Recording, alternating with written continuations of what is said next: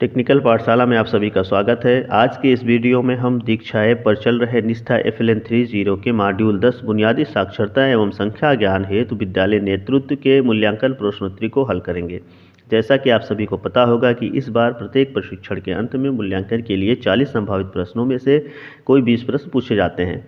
Certificate प्राप्त करने के लिए 20 में से कम 14 प्रश्न सही होने चाहिए। इसके लिए आपको 3 चांस मिलते हैं, किंतु प्रत्येक चांस में कुछ प्रश्न बदल दिए जाते हैं। इसीलिए 40 संभावित प्रश्नों के हल को 20-20 प्रश्नों के 2 वीडियो पार्ट 1 और पार्ट 2 में लेकर आए हैं। सभी 40 संभावित प्रश्नों का हल जानने के लिए 20-20 प्रश्नों के दोनों वीडियो पार्ट 1 और पार्ट 2 को अवश्य देखें। दोनों वीडियो का लिंक आपको इस वीडियो के डिस्क्रिप्शन बॉक्स में देखने को मिल जाएगा। तो चलिए वीडियो को शुरू करते हैं।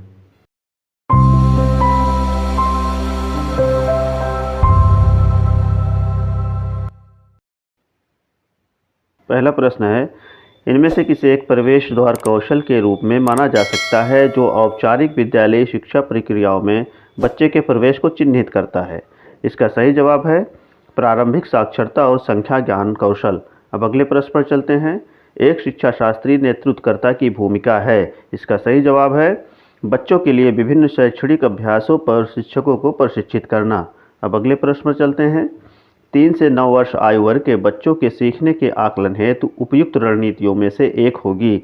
इसका सही जवाब है विविध गतिविधियां करते हुए बच्चों का अवलोकन करना। अब अगले प्रश्न पर चलते हैं। निम्नलिखित में से कौन एक अनुकूलक नेतृत्वकर्ता की विशेषता नहीं है? इसका सही जवाब है लोगों की नहीं सुनना। अब अगले प्रश्न पर चलते हैं। एक पाठ को सटीकता, गति, अभिव्यक्ति और समझ के साथ पढ़ने की क्षमता जो बच्चों को पाठ से अर्थ निकालने के लिए सक्षम बनाना कहलाता है। इसका सही जवाब है धारा प्रवाह पढ़ना। अब अगले प्रश्न पर चलते हैं। शिक्षकों को नई जानकारी प्रस्तुत करनी चाहिए और इसे उन चीज़ों के साथ जोड़ना चाहिए जिन्हें बच्चे, इसका सही जवाब है पहले से ही जानते हैं। अब अगले प्रश्न पर चलते हैं। विद्यालय किस प्रकार विभिन्न परिवारों को बाल शिक्षा में शामिल नहीं कर सकते हैं? इसका सही जवाब है विद्यार्थियों को केवल गृह कार्य देकर। अब अगले प्रश्न पर चलते हैं। इनमें से कौन सी अवधारणा विद्यालयों में बुनियादी साक्षरता और संख्या ज्ञान FLN के नेतृत्व हेतु प्रासंगिक नहीं है? इसका सही जवाब है समुदाय और अभिभावक के साथ संवाद नहीं करना। अब अगले प्रश्न पर चलते हैं। एक नेतृत्वकर्ता 3 से 6 वर्ष के आयु वर्ग के बच्चों को के माध्यम से संलग्न कर सकता है। इसका सही जवाब है खेल आधारित शिक्षा शास्त्र।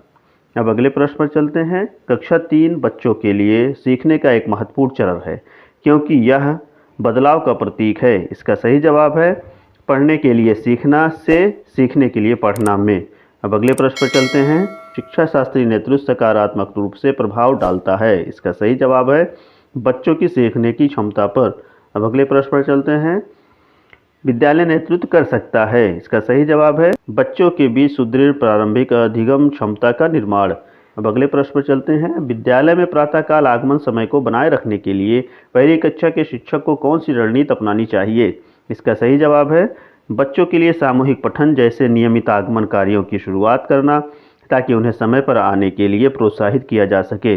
अब अगले प्रश्न पर चलते हैं। बुनियादी साक्षरता और संख्या ज्ञान के संदर्भ में विद्यालय विकास योजना है तो इनमें से क्या आवश्यक है?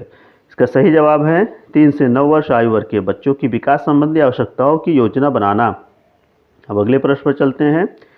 शिक्षा शास्त्री नेतृत्व विशेषज्ञता का एक व्यापक क्षेत्र है जिसमें एक नेतृत्वकर्ता के पास होने की आवश्यकता होती है। इसका सही जवाब है 3 से 9 वर्ष की आयु के बच्चों के लिए उपयोगी शिक्षा शास्त्रों का गहन ज्ञान।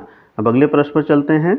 बच्चों की तर्क करने और दैनिक जीवन में सरल संख्यात्मक अवधारणाओं को प्रयोग करने की क्षमता को के भाग के रूप में माना जा सकता है। इसका सही जवाब है प्रारंभिक संख्या ज्ञान। अब अगले प्रश्न पर चलते हैं। 3 से 9 वर्ष आयु वर्ग के बच्चों के लिए इनमें कौन सा शिक्षा शास्त्री प्रासंगिक नहीं है? इसका सही जवाब है सुकरात संवाद। अब अगले प्रश्न पर चलते हैं। इनमें से कौन विद्यालय परिवार समुदाय के बीच एक प्रकार की भागीदारी नहीं है? इसका सही जवाब है सहभागिता करना। अब अगले प्रश्न पर चलते हैं। नेतृत्वकर्ता पूर्व प्राथमिक विद्यालय के शिक्षकों के साथ प्रभावी संबंध कैसे बना सकता है? इसका सही जवाब है बच्चों की विकासात्मक आवश्यकताओं के बारे में शिक्षकों के साथ चर्चा करके और योजना बनाकर। अब अगले प्रश्न पर चलते हैं। निम्नलिखित में से कौन सा बुनियादी साक्षरता और संख्या ज्ञान का विकासात्मक लक्ष्य नहीं है? इसका सही जवाब है बच्चों का प्रभावी पाठक बनना। इस तरह से आप देख सकते हैं कि हमने 20 में से 20 प्रश्नों का आंसर सिलेक्ट कर लिया है। अब इसे सबमिट करके हम अपना स्कोर चेक करेंगे। आप देख सकते हैं आपको 20 में से 20 नंबर मिल चुके हैं। वीडियो को अंत तक देखने के लिए आप सभी का बहुत बहुत धन्यवाद। अगर वीडियो पसंद आया हो तो लाइक और शेयर ज़रूर करें और हमारे चैनल को सब्सक्राइब करना ना भूलें। जल्द ही हम हाजिर होंगे एक नए वीडियो के साथ। तब तक के लिए धन्यवाद।